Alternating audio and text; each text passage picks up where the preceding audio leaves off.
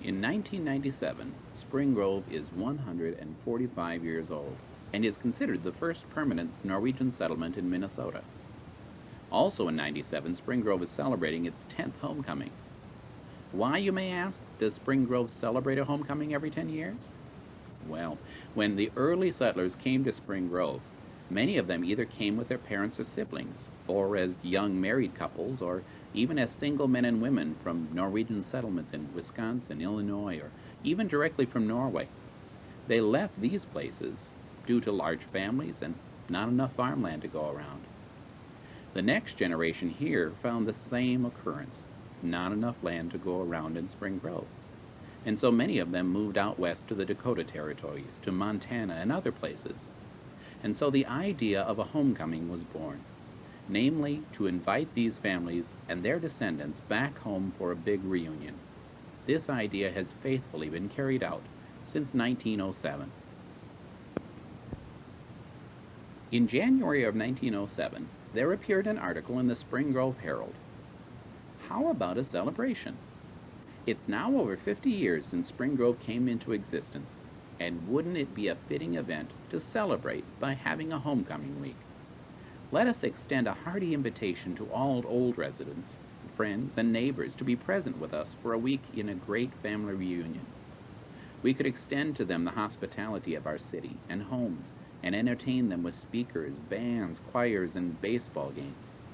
It takes 3 months preparation to make a success, so if we contemplate having us this summer, we must be up and doing. Let us hear from others, a citizen. After numerous meetings and the mailing out of letters of invitation, Spring Grove Homecoming was born. The first homecoming was held June 19th, 20th, and 21st, 1907. Spring Grove came into existence in 1852. That was the year when Knut Knutsen Kieland, Fingolson Aslason Platen, Håkon Narveson, and Torgor Tendeland settled on land just west of Spring Grove. In fact, some of the descendants are still living on this land today. Torgor Tendeland from Stavanger settled in Section 15. He would have been considered the first settler, except that he had to return to Iowa for his family, and in the meantime, the three mentioned farmers from Sigdal had arrived and settled on their land. Now let's go back to the time before these early settlers arrived, and try to show how these early immigrants possibly came to southeastern Minnesota and the area around that came to be known as Spring Grove. Minnesota became a territory in 1847. A neutral zone had been set by treaties between the government and the Indians in 1825 and 1830, designating this area around Spring Grove and south into Iowa as neutral ground, where the reluctant Winnebago Indians from Wisconsin were supposed to live. This was very hard for them as their enemies, the Sioux, lived north of the neutral zone, and the Fox and the Sauk, also their enemies, lived south of this zone. Also, when the Sioux needed to collect their annuities from the government, they had to travel through this area on the Winona-Fort Atkinson Trail. This trail was possibly one of the ways that the early settlers arrived in Spring Grove. Spring Grove, or Norwegian Ridge as it was referred to back then, was the junction of three primary trails. First, the pre-settlement Winona-Fort Atkinson Indian and Immigrant Trail. Second, the ox cart trail known as the State Line Trail, emanating from the wheat fields of southern Fillmore County and northern Iowa to the Mississippi ports of McGregor, Brownsville, and La Crosse. And third, the Lenora-Newburgh-Riceford Trail, which merged with other trails on Diamond Ridge near Spring Grove. We believe this area to be near what is now the Roverud Stone Quarry. James Smith came to the area from Pennsylvania in 1852. He established a post office in 1854, gave it the name of Spring Grove, and became the first postmaster. His claim consisted of 320 acres in Section 11. James Smith later moved on to Caledonia. After Smith built his cabin, Arthur Bow, a Yankee speculator, built one just west on what is now land owned by Mrs. Amos Swenson. The log part within this first house which is still standing, is possibly the one built by Engelbert Knudsen Opheim when he settled on this location in 1853.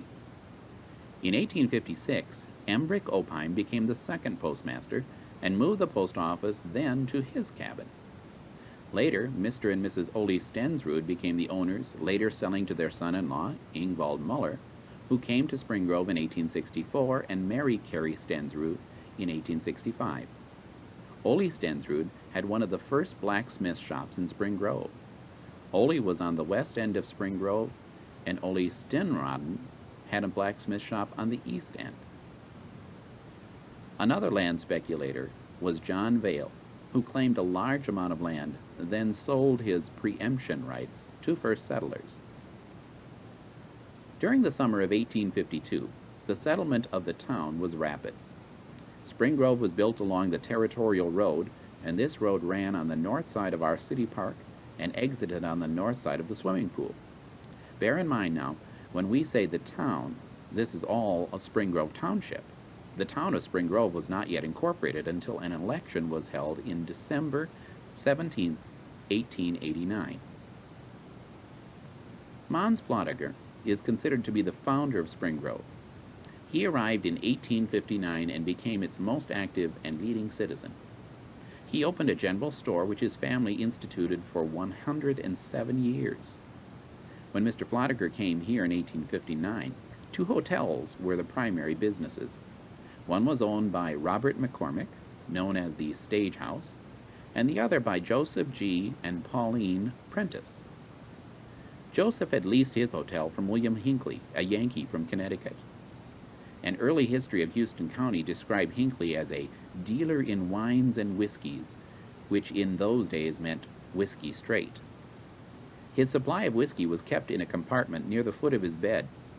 Weary travelers at any time of night would gently tap on his window, pass in a bottle or a jug with the equivalent, and Hinckley would fill it without getting out of his bed and hand it to the customer. Hinckley was more interested in land prospecting, so he moved on to Riceford area and purchased large tracts of land. Teeman Gilbertson later acquired the property here in Spring Grove, and he erected a 2-story brick building in 1879 across the street, located on what is now the Spring Grove Public School playground, and operated it as a modern hotel. One interesting side note on Joseph G. Prentice. He was postmaster of Spring Grove at one time, served as the sheriff of Houston County between 1865 and 1866, and was a major in the Minnesota militia during the war. He died in 1893 at La Crosse, Wisconsin. It was largely through the efforts of Mons Flodiger that the main business section of Spring Grove was located where it is. Previously, Spring Grove was strung out over a half a mile east and west of the Territorial Road. Because the railroad would be coming through Spring Grove, Mons Flodiger platted his land and sold lots, and through his effort, the railroad company abandoned its plan of building a station in Smith's Grove and built the depot a quarter mile further west. An artifact left over from Mons Flodiger is the lion that rests in our city park. You see, Mons Anderson, who was called the Merchant Prince of La Crosse, had given his cousin Mons Flodiger one of the lions that Mons Anderson had in front of his business establishment on 2nd Street. Mons Flodiger placed the lion in front of his store, which is now occupied by the Jennings State Bank Financial Planning Department. Later it was moved across the street to where Hillman's is today, and from there to the city park, where the lion keeps watch over the everyday activities of our fine city. 2 other prominent businessmen were Nels Hendrickson and Nels Ansgaard. In 1864, Nels Hendrickson built a little log house and started a trading business, and a year later purchased 30 acres of land, which we believe was James Smith's stage house, and then went into partnership with his cousin Nels Ansgaard, who became Spring Grove's first banker. As Nels Ansgaard was a man of large build, and Nels Hendrickson was short in stature, the partners were referred to by their customers as Big Nels and Little Nels. In 1867, they erected a 2-story stone building, and in the early 1800s, Nels Ansgaard started Spring Grove's first greenery. This building, which was Spring Grove's cheese factory, was torn down in the 1960s, and today Mr. and Mrs. Herbert Thorson have their home on this spot. After dissolving partnership with Nels Ansgaard in the 1869, Nels Hendrickson went into partnership with Asli Halverson, which lasted about 1 year. In the early 1880s, Nels Hendrickson built a large two-story brick building, which today is owned and operated as the Ulven Drug Store, with Ellsworth Ulven as operator. One interesting note is that Nels Hendrickson's daughter, Caroline, married Henry Flodiger, son of Mons Flodiger, the father of Spring Grove. And we're not positive, but we believe that Henry was the citizen who wrote the article in the 1907 issue of the Herald asking the subscribers what they thought about having a homecoming. Nels Hendrickson also built this large brick house in 1895. Gilbert Oscom was the bricklayer. Prior to going into butter making, Nels Ansgaard operated an implement store, a business that was coming into its own with the beginning of farm mechanization. While in the creamery, he was awarded a silver medal for the quality of his butter at the Industrial and Cotton Centennial Exposition in New Orleans in 1884 and 1885. For 25 years, Nels Ansgaard was postmaster of Spring Grove. After entering into partnership with Haakam Keelan in the general store in 1890, he started banking in a small way by taking care of the financial affairs of customers as a personal accommodation. He kept money for them in a large safe at the rear of the store. It was called the Bank of Spring Grove, and in 1907 he converted his private bank into a state bank. On Saturday morning, the 17th of October, 1903, there was great excitement in Spring Grove. As Olaf Narveson was going by the bank on his way to Henry Flodiger Company, he noticed the wire netting removed from the basement window. Upon investigating, he found the front door broken open and things scattered all around the bank. The vault doors were blown open, and as they were unable to get into the burglar-proof safe, only about $1,000 in silver was stolen. The only clue in the bank was a pair of gloves and a $50 found east of the church, supposed to have been dropped by them as they were leaving town. The hammers and chisels were secured from the brickyard west of town and from Ole Harston's tool chest, which he was using to build Edward Myra's new house. On October 23, 1903, there appeared in the Prairie du Chien paper the following headlines: 3 crooks captured, safe blowers arrested here last Friday, Marshal Linder takes trio unexpectedly, takes engine from train and runs above city, burglars taken by surprise. After investigating, it was determined that these men captured near Prairie du Chien were the same men that had blown the safe and stolen the money from the Bank of Spring Grove a week earlier. Quite the excitement. Nels Ansgaard died in 1914 as one of Spring Grove's most respected citizens. This year, 1997, the name Ansgaard State Bank was changed to Jennings State Bank and is now owned and operated by David, Paul, and Steve Jennings. The event that did the most to bolster the economy of Spring Grove was the coming of the railroad in 1879. Frank Bartholomew was the first station agent. This was a narrow gauge, and in 1900 the tracks were changed to standard gauge.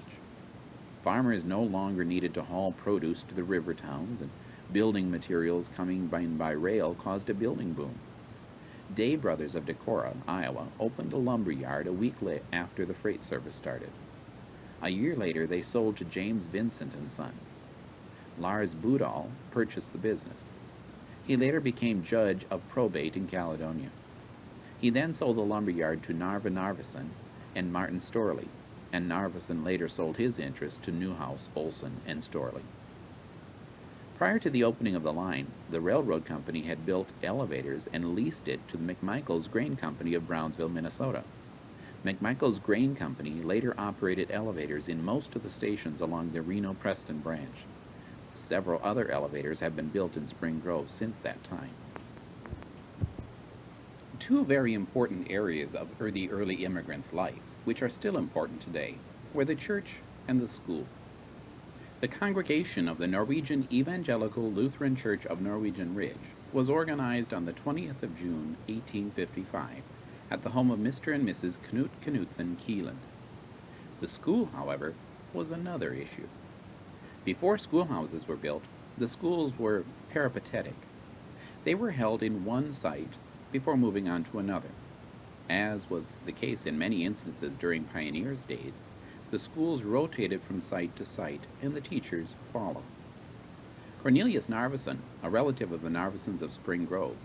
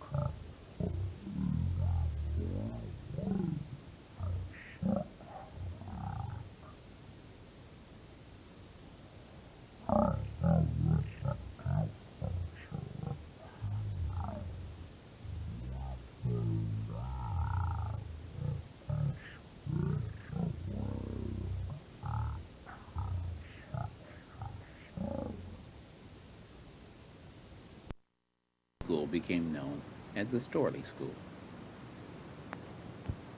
On June 4, 1855, at a special meeting of the Commissioners' Court of Houston County, School District 54, then known as Number 10, was organized. This is our present School District 294. For 2 years, a Norwegian school was conducted in various homes. But in 1857, the pioneers of this locality decided to build a schoolhouse. The school was held from 2 to 6 months each year. Mr. McDonald was the first teacher, sometimes teaching in English and sometimes in Norwegian. At first, this building was a general meeting house and was called the Town Hall. It later became the Eric Ness Home on Maple Avenue, now known as Division. By 1872, the population had increased to such an extent that a larger building was needed. The new building was a 2-story frame building. It later became the residence of Otto Evenson on Grove Street, now 1st Street Southwest. As the population grew even larger, 2 one-story additions were made to this structure. One later became part of the Opera House, and the other part became the sales room for E.J. Foss. Both buildings were located on Maple Avenue, or Division. In 1899, the need for a larger school building again was apparent, and a 2-story brick building was built. The average school attendance was 250 pupils. This building was more than adequate at the time, but past experience had taught the wisdom of planning for the future. So in 1921, District 54 alone engaged in voting bonds in the amount of $90,000 for the erection of a large, modern brick addition which was added to the building already in use. The first stone for this addition was laid in 1921 and completed in the fall of 1922. Unfortunately, this schoolhouse was destroyed by fire on Friday night, December 19, 1924. The fire seemed to have started in about the middle of the building on the west side, and only a small portion of the brick wall fell. After the fire, the pupils had a 3-week Christmas vacation. The whole town united and classes were held in various places such as the city hall, the church basement, and upstairs of business places throughout the village. And although not entirely completed, they began holding classes in the school again by the 1st of January 1926. Several additions have been added to make our school what it is today.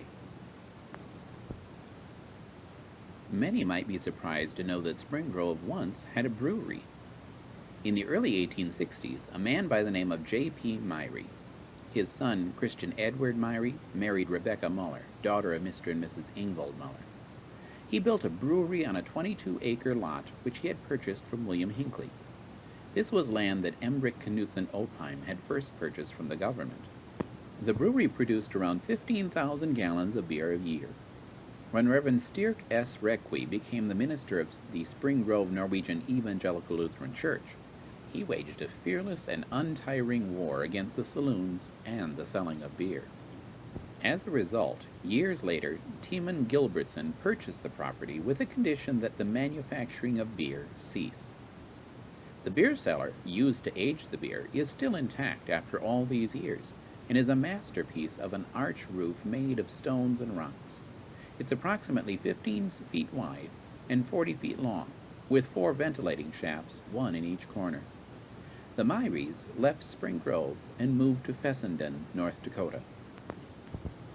Spring Grove has had at least 2 brickyards, as it has the most excellent clay for brickmaking, and it's available in various places in the township.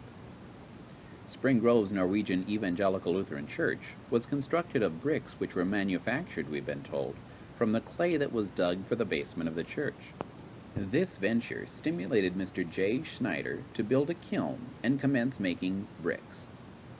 Many of the early brick stores of Spring Grove were built from these bricks. For instance, Oven Drug Store, L.J.'s Ye Old Wash and Playhouse, and Timon Gilbertson's Hotel. The second brickyard was started in the spring of 1894 by Mr. Ingvold Muller, and this was located on property now owned by Mrs. Levi Haugland and family. The first carload of brick was sold to K. Olson of Mabel. Nels Hendrickson's house, the Jennings State Bank, and many buildings in Caledonia, Eitzen, and the surrounding area were built from the brick manufactured in this yard. Around 1904, the brickyard was sold to a number of Spring Grove businessmen, and it became known as the Spring Grove Brick Manufacturing Company. It continued in business until about 1909. Kilns were also built on the homesteads of various farms in the surrounding area, where they manufactured the brick to build their brick homes. For instance, the brick house that Mary Hansen lives, and built by Peter Lohman. The brick for that was manufactured on the east side of the bridge that you cross traveling on County 4. Professional people began arriving in 1876, when Dr. Thor Jensen opened a 40-year practice and became physician and sympathizing friend to everyone from the Iowa River north almost to the Root River. He and Ellie Grierson, a pharmacist and graduate from the University of Wisconsin, started a drugstore which was continued by a son and daughter of the Grierson family until after 1920. In 1887, Dr. Jensen secured an assistant, Dr. Christian Ansgaard, just out of medical school, who stayed with him until 1893 when he opened his own practice in Rushford, Minnesota. Dr. Thrond Stabo from Toten, Norway, joined Dr. Jensen in 1894, then moved on to Decorah, Iowa, and in 1906 was appointed Norwegian Vice Consul for the state of Iowa. The first newspaper here was printed in Norwegian and was started in the 1880s by Sven Ellisted. Much of the editorial work was done by Matthias Smith Nielsen, who was in previous decade opened a drugstore, rooming house, and restaurant, and also was a graduate veterinarian from Norway. He contributed articles to many other Norwegian papers in addition to the Spring Grove Posten, which sold for 50 cents a year. Unfortunately, the Posten suspended its sale after a 2-year struggle. Sven Ellisted also ran a music store and was instrumental in bringing the telephone into many homes. The Spring Grove Weekly Press began publication in 1891 and was the beginning of the Spring Grove Herald. The Spring Grove Weekly was edited by an Englishman, William Smethurst. After a year or so, it was sold to another Englishman, Frank Bartholomew. While in Smethurst's hands, the establishment was located in the building next door to the present Homestown store. When Bartholomew became the owner, it was moved into a building on the corner where Hillman's is located. Later, Bartholomew erected a 2-story building near the site of what is now the Ansgaard Publishing Company. On the first floor was an implement warehouse and the printing shop. On the second floor was a community hall and opera house. On April 6, 1893, the building was destroyed by fire, which was also the cause of the destruction of the church, as flying embers from this building blew onto the roof of the church. Undaunted by the fire, Mr. Bartholomew printed a fire issue and kept the paper going in a tar paper shack until 1895, when he sold out to Olaus K. Dolly. After purchasing the Spring Grove Herald, O.K. Dolly erected a one-story building as the printing office, which is the same building which is used for the Spring Grove Herald today. Bernd Ansgard purchased the paper in 1905, and it has been in the Ansgard family since. His grandson Fred, along with Fred's father Burnell, still publish the Spring Grove Herald today. Fire protection was established in 1891, when the village purchased land from Ole O. Ruffy, erected an engine house, and secured equipment consisting of 2 fire hose, fire carts, and pails. Munz Flanager blasted a 70-foot well and lined it with masonry. This was the first public well, and this was long before the days of drill wells. A windmill was placed over this, and troughs extended to the street, thus providing water for public use. The first steps toward establishing the village waterworks were taken on September 19, 1894, when land was purchased from Lars Budal. It was intended to have a plant operated by a windmill, but as the work progressed, it was found necessary to have a deeper well, a 400 feet deep well, and establish a gasoline engine pumping station with tower and tank about 75 feet high and hold about 1,500 barrels. This was built of wood. The complete system, with 1 mile of mains which carry the water to different parts of town, and the hydrants, was completed in the early spring of 1896. The completed cost was about $5,000. On January 3, 1898, it was voted by the council to light the village streets with kerosene lights.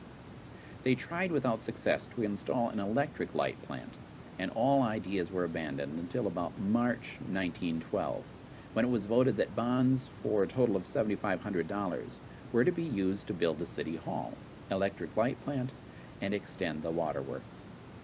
This building is still being used as City Hall today. When it was built, it housed the electric plant, the jail, the council chamber, and also provided shelter for the fire equipment.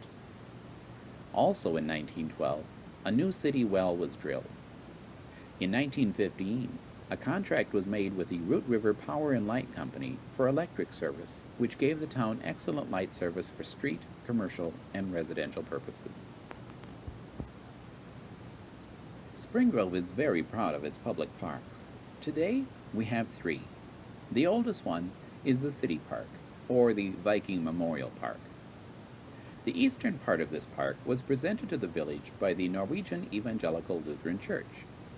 But it wasn't until after the first homecoming that the band shell, which many of us remember, was built, and that was 1914.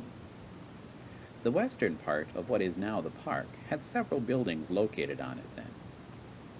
At the very western end was a cellar hole where T.T. Berg's building had stood. This building had been torn down. East of the cellar was a long building extending from street to street at an angle. It was vacant in 1916, but in the north end, this was where N.O. Ansgard had his first bank. He later built a brick building in the park. The south end of this long building was the Olson and Keelan General Store. Then east of this building was a blacksmith shop, and later the brick bank of Spring Grove that Nels Ansgard built.